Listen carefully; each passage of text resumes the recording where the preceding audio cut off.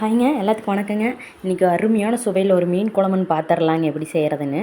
அதுக்கு 1 cup வரமல்லிங்க, 8 வரமிளகாய்ங்க, 1 spoon மிளகு, 1 spoon சீரகம் போட்டுக்கலாம். சரிங்களா? இதே எண்ணெய் ஊற்றாமல் நல்லா வறுக்கணும்.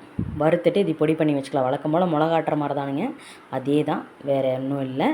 அடுத்தது வெங்காயம் ஒரு 200 கிராம் வெங்காயம், நான் சின்ன வெங்காயம் தொளிச்சு வச்சுருக்கிறேன், அதை போட்டுக்கலாம். 2 தக்காளி போட்டுக்கலாம். சரிங்களா? நான் ஒரு 3/4 கிலோ மீன் எடுத்து வச்சுருக்கிறேன், அதுக்கு அந்த மாதிரி தான் மிளகாட்ட போகிறேன். நீங்கள் செய்கிறது கம்மி பார்த்து போட்டுக்கோங்க. சரிங்களா? இதை நல்லெண்ணெய் ஊற்றி நல்லா வணக்கிக்கலாங்க. ஓகேங்களா? இந்த மாதிரி வணக்கிட்டு புளி ஒரு பெரிய லெமன் சைஸு புளி போடுறேன். நான் தக்காளி அதிகமாக போட்டனால புளி ரொம்ப கம்மியாக தான் போட்டுக்கிறேன். லெமன் சைஸ் அது போட்டாவே போதும். பொடி பண்ணி வச்சதை கொட்டியாச்சுங்க. கொட்டி நல்லா இது பண்ணி வச்சுக்கலாம். ஆறரைக்கு வச்சுக்கலாங்க.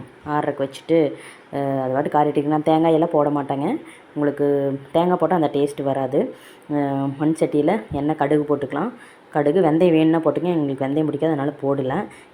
சின்ன வெங்காயம் ஒரு 20 சின்ன வெங்காயம், கருவேப்பிலை, வரமிளகா வேணுன்னா போட்டுக்கோங்க. நான் மிளகு நிறைய ஆட்டிட்டேன், அதனால் போடல. ஒரு 7 பூண்டுங்க, 7 பல் பூண்டு. இது கொஞ்சம் நல்லா இதாக வேகட்டும். இருந்ததுன்னா தக்காளி, ஒரே ஒரு தக்காளி மறுபடியும் போட்டிருக்கிறேன். ஓகேங்களா? நல்லா வேகட்டும்.